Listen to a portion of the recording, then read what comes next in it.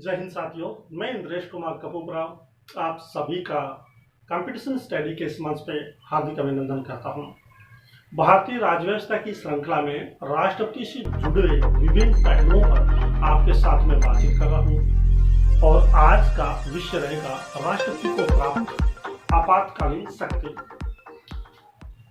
अनुच्छेद 352 से लेकर 360 तक में हम राष्ट्रपति को जो भी आपातकालीन शक्तियां प्राप्त है उसके विषय में अध्ययन करते हैं। अनुच्छेद 352 में हमें यह बात याद रखना है कि राष्ट्रीय आपातकाल का शब्द का प्रयोग नहीं किया गया है, बल्कि इस अनुच्छेद में आपात उद्घोषणा शब्द का प्रयोग किया गया है। और अब हम ये देखेंगे कि इस अनुच्छेद 352 में जिसकी उद्घोषणा केंद्रीय मंत्रिपरिषद की सिफारिश पर राष्ट्रपति करता है, यह अनुच्छेद 352 के तहत कितने प्रकार की जो स्थिति होती है जिनके आधार पर राष्ट्रपति राष्ट्रीय आपात की घोषणा कर सकता है। पॉइंट फर्स्ट, सशस्त्र विद्रोह है। सशस्त्र विद्रोह है यदि देश के अंदर आर्म्ड रिबेलियन यानी हमारी जनता हाथ में हथियार लेके क्रांति करने पे उतारू हो जाए या हथियारों के साथ किसी प्रकार का कोई विद्रोह शुरू हो जाए, उस कंडीशन में राष्ट्रपति को अनुच्छेद 352 के तहत केंद्रीय मंत्रिपरिषद की सिफारिश पर राष्ट्रीय आपात की घोषणा करनी पड़ती है। पॉइंट नंबर सेकेंड, भारत के किसी युद्ध में शामिल होने पर, बड़ा अजीब सा लगता है यह वाक्य लिखते हुए कि क्या भारत जैसा अहिंसा प्रेमी शांति प्रेमी देश भी किसी पर चला के आक्रमण कर सकता है, युद्ध में शामिल हो सकता है। बात ऐसी नहीं है। जब कोई शत्रु हमारी बाउंड्री पे युद्ध करने पे उतारू हो जाए तो उस समय देश को अपने प्रोटेक्शन करने के लिए युद्ध की घोषणा करनी पड़ती है, युद्ध में शामिल होना पड़ता है। उस दशा में केंद्रीय मंत्रिपरिषद की सलाह पर राष्ट्रपति राष्ट्रीय आपात की घोषणा करता है। तीसरा आता है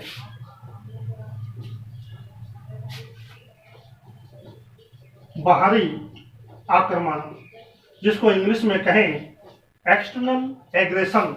जैसा कि 1962 में चीन ने हमारे देश पर अटैक किया था, 65 और 71 में भारत और चीन का युद्ध हुआ था। इन तीन दशाओं में राष्ट्रीय आपात की उद्घोषणा राष्ट्रपति द्वारा की जाती है। अब तक कितने बार राष्ट्रीय आपात उद्घोषित हो चुका है आपको याद रखना है। सबसे पहले 26 अक्टूबर 1962 में, ये जब चीन ने भारत पर आक्रमण किया था उसमें राष्ट्रीय आपात की उद्घोषणा उस समय के हमारे देश के प्रधानमंत्री थे पीएम जवाहरलाल नेहरू की सिफारिश पर, यानी केंद्रीय मंत्रिपरिषद की सिफारिश पर उस समय हमारे देश के राष्ट्रपति थे डॉक्टर सर्वपल्ली राधाकृष्णन ने की थी। और ये उस समय चला था 10 जनवरी 1968 तक ये राष्ट्रीय आपात रहा था। दूसरी बार 3 दिसंबर 1971 में ये शुरू हुआ था। उस समय भारत का पाकिस्तान के साथ युद्ध हुआ था, जिसको उसमें पूर्वी पाकिस्तान कहते थे। और उस समय हमारे देश की प्रधानमंत्री इंदिरा गांधी थी और देश के राष्ट्रपति थे उस समय वी गिरी, यानी वराहगिरी वेंकटगिरी। राष्ट्रपति वराहगिरी वेंकटगिरी ने केंद्रीय मंत्रिपरिषद की सिफारिश पर राष्ट्रीय आपात की उद्घोषणा की थी। और तीसरा नंबर आता है 25 जून 1975 से लेकर फिर वही डेट आएगी 21 मार्च 1977। अब ये तो है थर्ड नंबर का 25 जून 1975। बाकी दो जो उद्घोषणा हुई थी वो बाह्य आक्रमण की दिशा में हुई थी, परंतु ये थर्ड टाइम जो तीसरी बार लगाया गया था ये इंदिरा गांधी ने लगाया था। ये इंदिरा गांधी ने आंतरिक अशांति के नाम पे ये राष्ट्रीय आपात लगाया था। इसकी शुरुआत 25 जून 1975 को हुई थी और उस समय इंदिरा गांधी प्रधानमंत्री थी और हमारे देश के जो राष्ट्रपति थे वो थे फखरुद्दीन अली अहमद। ये हमारे देश के उसमें राष्ट्रपति थे। आपको याद रखना है कि इंदिरा गांधी द्वारा जो राष्ट्रीय आपात लगाया गया था उस समय कुछ विवाद की स्थिति पैदा हुई थी और ये विवाद में हमें इस विवाद के द्वारा हमें जो तथ्य पैदा होते हैं हमें उन तथ्यों को अपने नजर में रखना है, क्योंकि इन्हीं पर आधारित कुछ प्रश्न बनते हैं। सबसे पहला तो यह है कि उसमें जो आंतरिक अशांति जो शब्द था उस समय ये जो सशस्त्र शब्द जो मैंने प्रयोग किया था सशस्त्र विद्रोह, ये शब्द मूल संविधान में राष्ट्रीय आपात में नहीं था, बल्कि उस समय इसकी जगह शब्द था आंतरिक अशांति यानी इंटरनल डिस्टर्बेंस। इंदिरा गांधी ने आंतरिक अशांति के नाम पर यह राष्ट्रीय आपात लागू किया था, परंतु आगे चल के 44वां संविधान संशोधन 1978 में हुआ था। उसके द्वारा सशस्त्र शब्द को हटा दिया गया था, आंतरिक अशांति शब्द को हटाकर सशस्त्र विद्रोह ऐड किया था। दूसरी बात यह है कि उस समय इंदिरा गांधी ने जो राष्ट्रीय आपात लगाया था उसमें भी नियमों की क्या है अवहेलना हुई थी। अब नियम यह है कि राष्ट्रीय आपात की घोषणा केंद्रीय मंत्रिपरिषद के द्वारा लिखित सूचना मिलने पर ही राष्ट्रपति द्वारा लगाए जाते हैं, परंतु उस समय इंदिरा गांधी द्वारा सिर्फ एक टेलीफोनिकली मैसेज के द्वारा फखरुद्दीन अली अहमद ने राष्ट्रीय आपात लगाया था। केंद्रीय मंत्रिपरिषद से पूछने की कोई जरूरत नहीं समझेगी। हालांकि प्रधानमंत्री केंद्रीय मंत्रिपरिषद की मीटिंग का हेड होता है, परंतु सभी मंत्रियों की भी इसमें सहमति होती है। केंद्रीय मंत्रिपरिषद की बात करें तो विशेषकर कैबिनेट यानी मंत्रिमंडल जो केंद्रीय मंत्री होते हैं उनकी सहमति जरूरी होती है, परंतु उनसे सहमति लेने की कोई जरूरत नहीं समझी गई।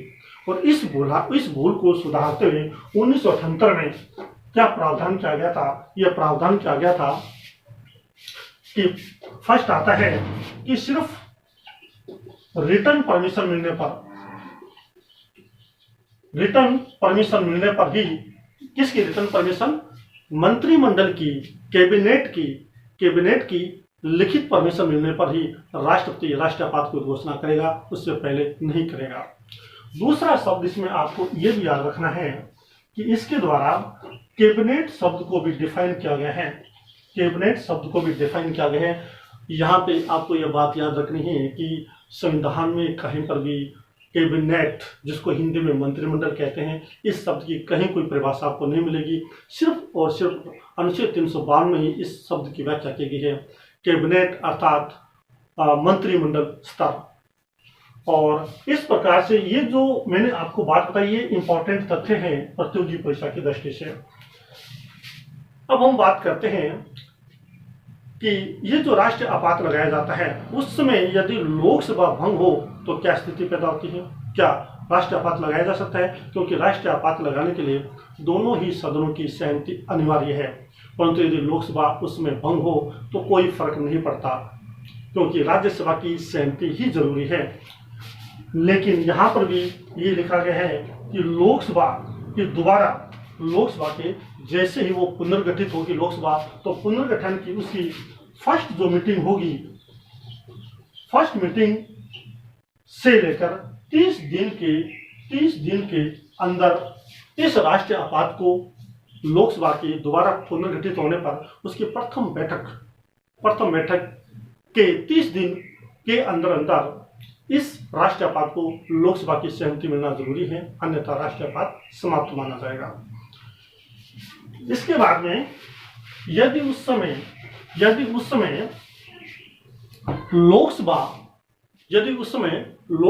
लोकसभा या विधानसभा के भंग होने की स्थिति हो जाए तो क्या कंडीशन पैदा होगी, आपको यहाँ पर भी याद रखना है कि यहाँ पर संसद को अधिकार है कि वह लॉ बनाकर लोकसभा व विधानसभा को 1 वर्ष के लिए इनके जो कार्यकाल है, इनका जो टेन्योर यानी कार्यकाल है उसको बढ़ा सकती है। जब राष्ट्रीय आपात का लगा हुआ हो उस समय लोकसभा और विधानसभा के कार्यकाल को संसद विधि बनाकर 1 साल के लिए आगे बढ़ा सकते हैं। और इस प्रकार से संसद इसे अनिश्चित काल के लिए बढ़ा सकते हैं। अब दूसरी बात है कि राष्ट्रीय आपात अधिकतम कितने समय तक, अधिकतम समय इसका क्या है, कितनी बार लगाया जा सकता है। तो आपको याद रखना है कि इस विषय में संविधान में कुछ भी नहीं लिखा हुआ है। एक बार राष्ट्रीय आपात लगने के बाद में संसद चाहे तो इसे 1 महीने के अंदर, यानी राष्ट्रपति जब इसकी घोषणा करता है तो संसद की परमिशन मिलने से पहले 1 महीने तक यह प्रभावी रहता है। आपको याद रखना है इसका समय है 1 माह है। राष्ट्रपति द्वारा जारी की गई राष्ट्रीय आपात की घोषणा बिना संसद की परमिशन के 1 महीने तक ही प्रभावी रहती है। उसके बाद 6 महीने के अंदर अंदर संसद चाहे तो इसे साधारण बहुमत से हटा सकती है या फिर विशेष बहुमत से इसको 6 माह तक के लिए प्रभावी कर सकते हैं। एक बार लगाया गया राष्ट्रीय आपात 6 माह तक प्रभावी रहता है, परंतु अधिकतम सीमा के विषय में कुछ भी वर्णित नहीं है। इसे अनिश्चित काल के लिए भी लगाया जा सकता है। अब इसका प्रभाव क्या पड़ेगा वो हमें याद रखना है राष्ट्रीय आपात का। देखिए अनुच्छेद 353 में इसके प्रभाव के विषय में उल्लेख किया गया है, ये भी आपको याद रखना है। सबसे पहले इसमें आता है, सबसे पहले आपको याद रखना है कि जब भी राष्ट्रीय आपात की घोषणा होती है तो राष्ट्रपति अनुच्छेद 32 को निलंबित कर देता है, सस्पेंड कर देता है। अनुच्छेद 32 को सस्पेंड कर देता है। दूसरा पॉइंट आता है, अभी जैसा कि मैंने आपको बताया था, अनुच्छेद 358 और अनुच्छेद 359 यानी 358 और 359 इनका भी हमें पूरा ज्ञान होना चाहिए। यानी मौलिक अधिकारों के विषय में क्या प्रावधान रहेंगे राष्ट्रपति जब राष्ट्रीय आपात की घोषणा करता है। देखिए राष्ट्रपति जो भी घोषणा करता है वो लिखित में घोषणा करता है और उसके द्वारा ये घोषणा की जाती है कि वह कौन कौन से मौलिक अधिकारों को क्या सस्पेंड कर रहा है। दूसरी बात यह है कि ये सब कुछ राष्ट्रपति अपनी मर्जी से नहीं, सभी व्यक्ति की शक्ति नहीं है उसकी, केंद्रीय मंत्रिपरिषद की सिफारिश पर ही किया जाता है। अब क्या राष्ट्रपति द्वारा राष्ट्रीय आपात की उद्घोषणा होने के बाद में सभी मौलिक अधिकार सस्पेंड हो जाते हैं? ऐसा कथन अगर है तो बिल्कुल गलत है। अनुच्छेद 358 क्या कहता है? अनुच्छेद 358 में लिखा गया है कि यदि राष्ट्रीय आपात सशस्त्र विद्रोह की स्थिति में लगा है, राष्ट्रीय आपात सशस्त्र विद्रोह की स्थिति में लगा है तो सिर्फ इस कंडीशन के आधार पर लगा है, तो इस कंडीशन के आधार पर सिर्फ अनुच्छेद माफ करना, यहाँ पे मैं थोड़ा सा ये बता देता हूं। यहाँ पर सिर्फ अनुच्छेद 20 व 21, अनुच्छेद 20 और 21 को छोड़ के बाकी सभी मौलिक अधिकार सस्पेंड हो जाते हैं। मैं इस कंफ्यूजन को एक बार दोबारा क्लियर करता हूं कि जब राष्ट्रपति द्वारा राष्ट्रीय आपात की घोषणा की जाती है उस समय अनुच्छेद 358 क्या कहता है? अनुच्छेद 358 कहता है कि सिर्फ अनुच्छेद 20 और 21 को छोड़ के बाकी सारे मौलिक अधिकार क्या है, सस्पेंड हो जाते हैं। और उसके बाद में आता है अनुच्छेद 359। अनुच्छेद 359 में लिखा है कि यदि राष्ट्रीय आपात के आधार पर राष्ट्रीय आपात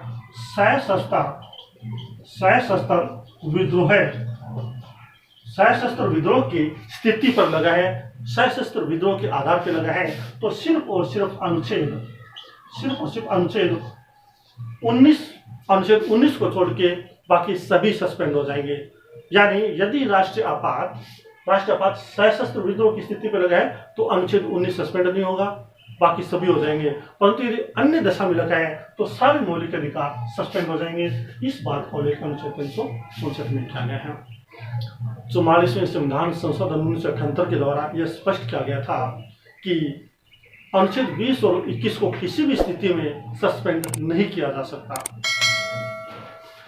इसके बाद में संसद या और केंद्र सरकार को क्या क्या अधिकार मिल जाता है राष्ट्रीय आपात की स्थिति में, उसका भी हमें पता होना चाहिए। राष्ट्रीय आपात की स्थिति में यूनियन गवर्नमेंट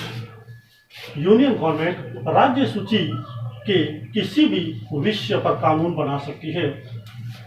राष्ट्रीय आपात की दशा में केंद्र सरकार राज्य सूची के किसी भी विषय पर कानून बना सकती है। उसके द्वारा बनाया गया यह कानून उसके द्वारा बनाया गया कानून 6 माह तक प्रभावी रहता है। आपको याद रखना है, यह प्रश्न राजस्थान में हेड मास्टर की परीक्षा 2018 में पूछा गया था कि राष्ट्रीय आपात की उद्घोषणा के बाद जो केंद्र सरकार राज्य सूची के विषय पर जो कानून बनाती है, वह कानून उद्घोषणा की समाप्ति के बाद कितने समय तक प्रभावी रहता है। तो यह 6 माह तक प्रभावी रहता है। उद्घोषणा की यानी राष्ट्रीय आपात जब समाप्त हो जाता है उसके बाद भी 6 महीने तक यह प्रभावी रहता है। ये प्रश्न हेड मास्टर की परीक्षा 2018 में पूछा गया था। ये मैं इसलिए बता रहा हूँ कि ज़्यादा डिफिकल्ट प्रश्न नहीं आते हैं आप लोगों के, बल्कि साधारण प्रश्न ही आते हैं। बस कॉन्सेप्ट हमारे समझ में आना चाहिए। दूसरा आता है इसमें पॉइंट कि उस समय यूनियन गवर्नमेंट किसी भी विषय पर राज्य सरकार को निर्देश दे सकती है। किसी भी विषय पर राज्य सरकार को निर्देश दे सकती है जब राष्ट्रीय आपात की स्थिति हो।